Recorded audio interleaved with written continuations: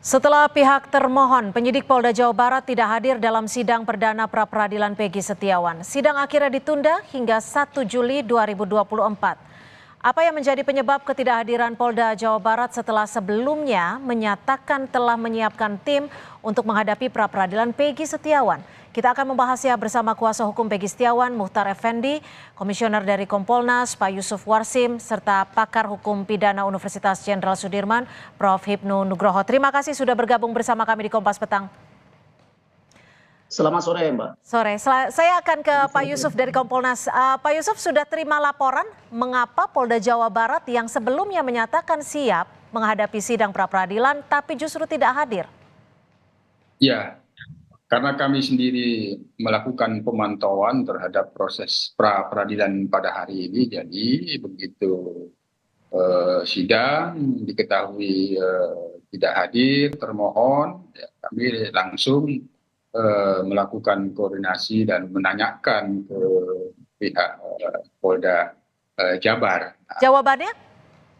Sementara yang lengkap itu belum bisa diberikan, tapi kami masih menduga-duga ini kan yang hadir ini kan sudah dikuasakan ke Bitkum Polda Jabar, tentu dugaan kami yang lazim di pra-peradilan lain-lainnya ketidakhadiran dari pihak termohon itu terkait dengan naskah jawaban terhadap gugatan. Ya, naskahnya itu kan menurut kuasa hukum ya, bagian hukum ya, tentu berbeda. Konstruksinya tentu tidak sama yang dibuat oleh penyidik karena ini sidang, maka naskahnya tentu yang benar-benar naskah yang bisa menjawab seluruh gugatan pra-peradilan yang disampaikan pemohon. Nah, ini dugaan kami sementara seperti itu, tapi secara lengkap kami sendiri masih menunggu jawaban.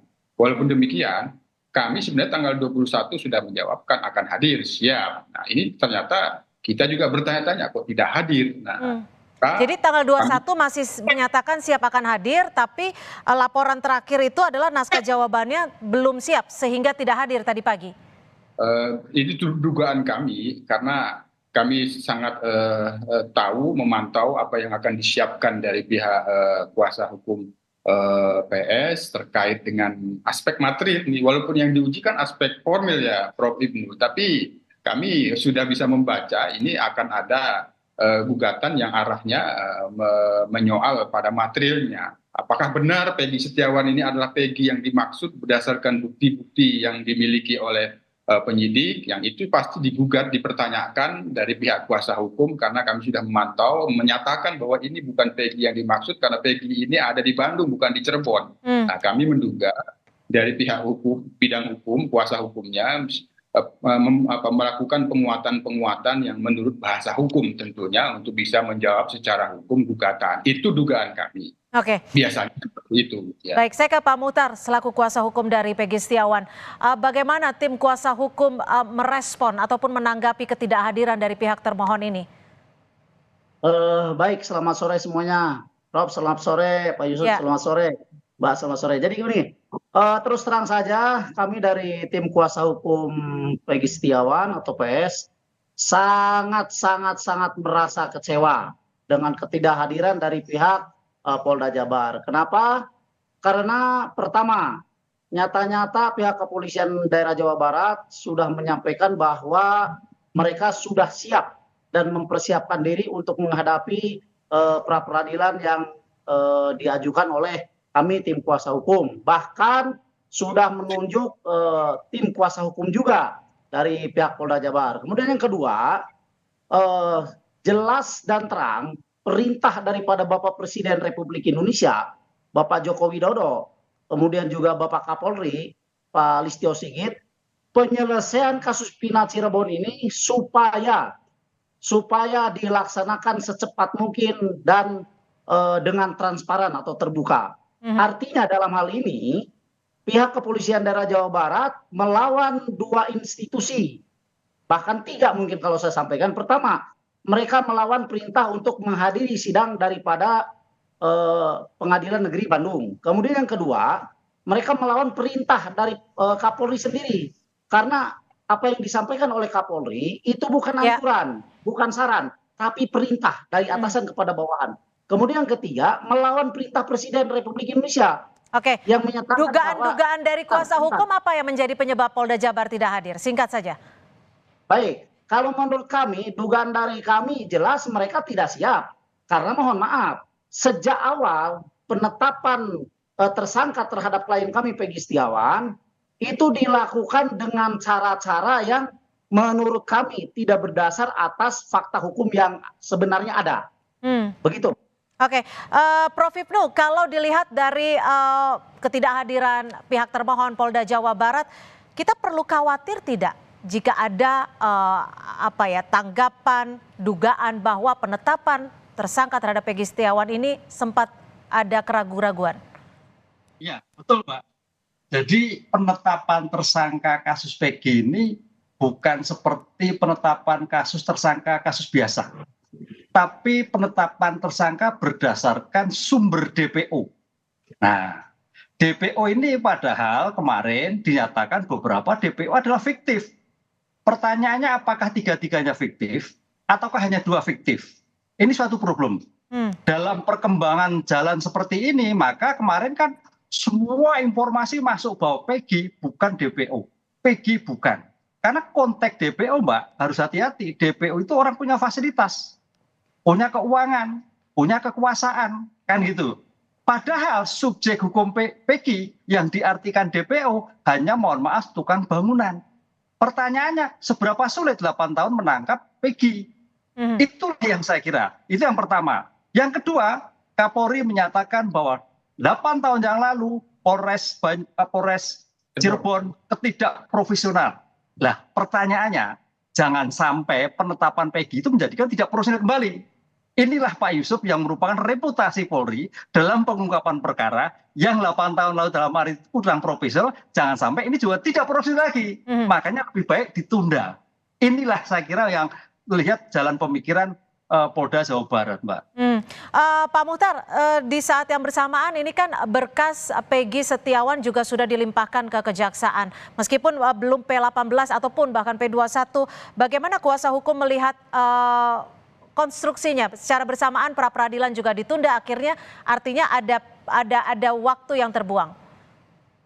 Baik, memang informasi yang kami terima dan memang sudah disampaikan juga oleh pihak Kejaksaan Tinggi Jawa Barat bahwa berkas kasus atau berkas Peggy Setiawan ini sudah dilimpahkan kepada Kejaksaan Tinggi Jawa Barat.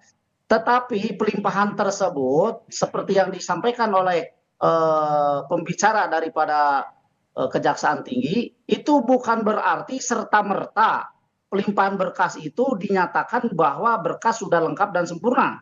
Karena pihak Kejaksaan Tinggi juga harus mempelajari, mendalami tentang berkas tersebut. Apakah sudah lengkap sesuai dengan yang diharapkan oleh pihak Kejaksaan atau belum. Nah, pihak Kejaksaan punya waktu 14 hari untuk mempelajari itu. Nah, kemudian setelah lengkap dan dinyatakan berstatus P21, pihak Kejaksaan juga harus berkoordinasi dengan pihak Pengadilan Negeri Bandung untuk meminta jadwal persidangan. Artinya, apapun yang dilakukan oleh pihak Polda Jawa Barat tentang pelimpahan berkas, saya pikir dan kami menganggap bahwa itu tidak akan ada berpengaruh terhadap sidang pra peradilan. Baik. Apalagi sidang pra peradilan sudah dilaksanakan dan sudah 1 kali dipanggil pihak Polda. Oke, baik. Pak Yusuf, saat ini banyak yang menyoroti terhadap kasus ini. Lalu bagaimana dengan institusi kepolisian? Jika tidak hadir, artinya masyarakat juga ada kekhawatiran. Apakah ada pengawasan khusus dari Kompolnas agar institusi kepolisian tidak tercoreng dengan ketidakhadirannya di peradilan Peggy hari ini? Ya, kami begitu tadi sudah diputuskan sidang ditunda, artinya memang sudah pasti tidak hadir termohon, kami sudah langsung meminta klarifikasi dari pihak Polda Jabar. Nah, karena bagaimanapun ketika menetapkan seseorang menjadi tersangka, karena penetapan tersangka itu sudah menjadi objek pra peradilan, maka di situ pula penyidik itu sesungguhnya sudah siap apabila ada gugatan. Nah, pada tanggal 21 lalu kan kami ketemu dengan penyidik. Nah, dari dari penyidik pada prinsipnya siap dengan gugatan itu dan hadir. Hanya kan karena ini sudah persidangan, ada dihadiri oleh Bitkum itu adalah bidang hukumnya Polda Jabar, tentu konstruksi jawaban atas seluruh gugatan pemohon kan harus dijawab. Nah, kelaziman yang bisa kita lihat ketidakhadiran termohon termohon penyidik itu kelazimannya itu terkait dengan naskah jawaban terhadap permohonan gugatan pra peradilan itu yang memang benar secara bahasa hukum harus bisa benar, kan tidak bisa bahasanya penyidik dikasihkan oleh hakim inilah jawaban kami. Nah, itu kedugaan kami ke sana. Terutama pada aspek penguatan sekali lagi untuk meyakinkan meskipun ini formil minimal 2 alat bukti penguatannya akan bisa menjawab ini adalah Peggy yang benar yang kami maksud selama ini untuk ditangkap, inilah bukti-buktinya. Kira-kira seperti itu. Prof. Ibnu, kalau dilihat dari peristiwa hari ini hak-hak Peggy Setiawan untuk mencari keadilan terabaikan tidak? Ya, karena gini, ya tidak Mbak, tapi cuman memberikan tidak berdasar pada asas cepat. Gitu. Karena dalam suatu proses pra peradilan itu asasnya cepat. Pemeriksaannya cepat, jadi 7 hari itu harus selesai. Kan itulah. Oleh karena itu ya dalam haknya dilanggai betul, tapi dalam konteks hukumnya memang diberikan hak untuk menunda, kan itu loh. Tapi dalam hal Peggy ya itu namanya suatu pelanggaran kan itu, karena kecepatan itu bagian penting dalam suatu sistem peradilan. Jadi keraguannya Polri saya melihatnya terjadi kesesatan Mbak, sesat objek. Kesesatan orangnya. Jadi bukan Peggy yang ini, mungkin Peggy yang lain gitu loh. Jadi inilah yang saya kira menjadi fokus. Jadi bukan masalah buktinya. Makanya tadi betul Pak Yusuf, ke depan walaupun peraturan Mahkamah Agung bahwa pemeriksaan pra peradilan itu adalah eksaminasi okjas, itu kan dalam kasus biasa. Dalam kasus Peggy itu luar biasa karena bersumber pada DPO. Ini orangnya bisa atau tidak. Jadi bukan bicara bukti dulu, orangnya dulu. Kalau sampai orangnya tidak, itu yang terjadi mistake. Error in persona. Nah ini jangan sampai terjadi. Kalau itu sampai terjadi, waduh luar biasa ini penguapan yang kurang profesional. Prof, ini kan juga ada dugaan ya jika Polda Jabar tak hadir karena diduga mengulur waktu. Sehingga jika berkas Peggy yang dilimpahkan ke Kejaksaan di saat minggu lalu telah lengkap atau P21, artinya kan kewenangannya sudah di Kejaksaan, bukan lagi di Polda Jawa Barat. Ini bagaimana Anda melihatnya? Ya, ini bagian dari ruang namanya disebut pra penuntutan. Jadi pengembalian berkas nanti paling saya yakin bahwa penuntut umum tidak menerima begitu saja hasil pemeriksaan Polda Jawa Barat. Penuntut umum pasti meminta bukti-bukti lain, ahli-ahli lain, bukti-bukti yang lain yang mendukung bahwa Peggy itu benar sebenarnya. Karena sekarang kalau itu sudah dilimpahkan, bola ada di Kejaksaan. Jangan sampai nanti jaksa tidak bisa menggambarkan suatu objek yang teliti, tidak bisa menjadikan subjek yang teliti. Kalau itu yang terjadi nanti Pak Muhtar bisa mematahkan, itu namanya surat dakwaan obskur. Obskur batal. Batal, selesai itu suatu perkara, dikembalikan seperti tidak ada suatu perkara. Inilah yang menjadi tanggung jawab Kejaksaan. Oleh karena itu saya melihat dalam perkara ini saya kira tidak sampai pada persidangan, belum sampai persidangan Mbak. Pasti pra peradilan ini akan dikuatkan dulu, jaksa juga melakukan dulu. Sehingga kalau sampai gugur, kayaknya agak jauh. Karena semua harus siap dalam suatu bukti-bukti yang akurat. Tapi Prof, kalau pra peradilan ini kan sidangnya maraton ya, hanya 7 hari. Jika dimulai dari tanggal 1 Juli 2024, kira-kira konstruksi hukum apa yang bisa saja terjadi dalam jangka waktu ini? Ya, kalau sekarang besok misalkan tanggal 1, berarti 7 hari, dipotong Sabtu Minggu, berarti tanggal 9 Juli harus selesai. Nah, pertanyaannya, putusannya menolak atau menerima nanti pengadilan. Kalau pengadilan itu namanya menolak pra peradilan yang dilakukan oleh Pak Muhtar CS, berarti Peggy itu betul. Tapi kalau sebaliknya, berarti Peggy itu betul, bukan. Termasuk alat buktinya. Karena tadi kita dalam Peggy ini ada dua masalah. Masalah tentang orangnya dan masalah tentang buktinya. Kalau masalah bukti oke lah, masalah orangnya ini yang menjadikan suatu problem tersendiri, jangan sampai suatu kesesatan mengenai orang. Dalam istilah hukumnya mistake gitu Mbak. Pak Muhtar, dengan ketidakhadiran Polda Jawa Barat, penyidik Polda Jawa Barat dalam sidang perdana ini, apakah yang bisa Anda simpulkan terhadap penyidik Polda Jawa Barat ini? Apakah memang Baik. penetapan tersangkanya ini menurut Anda perlu diragukan atau seperti apa? Baik, baik. Kalau saya lihat ya bahwa konstruksi hukum yang dibangun oleh Polda Jabar untuk mempersangkakan Peggy Setiawan sebagai klien kami itu sangat lemah.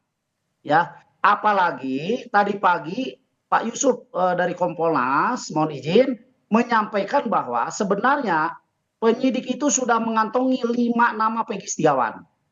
Ya. Jadi jelaslah mempersangkakan, menangkap dan menahan klien kami itu dibuat konstruksi hukumnya yang sangat lemah. Itu yang pertama. Kemudian yang kedua, tadi dengan jelas dan nyata bahwa yang mulia Majelis Hakim menyampaikan akan dipanggil lagi 1 kali. Artinya kalau 1 kali tidak hadir lagi, maka hak-hak Polda Jabar sebagai tergugat termohon dalam hal ini itu akan dilewat. Sehingga kami sangat berharap kalaupun memang mohon izin Polda Jabar mau bermain dengan sistem persidangan seperti ini, nggak usah saja hadir sekalian. Biar kami memintakan kepada Majelis Hakim putuskan dengan fair stay. Begitu. Baik, terakhir saya ke Pak Yusuf. Pak Yusuf, tadi dalam sidang, sebelum menutup sidang, Hakim juga sempat menyebut, bagi ada yang mencoba mempengaruhi saya, akan saya abaikan. Pengawasan dan dorongan apa yang akan Kompolnas lakukan terhadap Polda Jawa Barat? Ya tentu tugas kami ada pada Polda penyidik ya, maka kami tadi sudah menekankan ini sudah ditunda. Kita berharap ini publik menanti, bukan hanya pihak kuasa hukum PS, publik menanti kepastian hukum atas kebenaran PS yang dimaksud Peggy Setiawan ini benar-benar yang dimaksud di dalam DPO Peggy alias Peron, tidak salah orang. Itu publik sekarang mengharapkan. Oleh karena itu yang akan datang tentu tidak ada tawar-menawar, kami mendorong harus hadir. Itu. Baik, kita tunggu nanti tanggal 1 Juli 2024. Terima kasih Pak Yusuf Warsim, Komisioner dari Kompolnas, dan juga Prof. Hipnu Nugroho, pakar hukum pidana Universitas Sudirman, dan Pak Muhtar Effendi, kuasa hukum dari Peggy Setiawan, sudah bergabung bersama kami di Kompas Petang. Selamat sore. Siap, selamat sore Prof.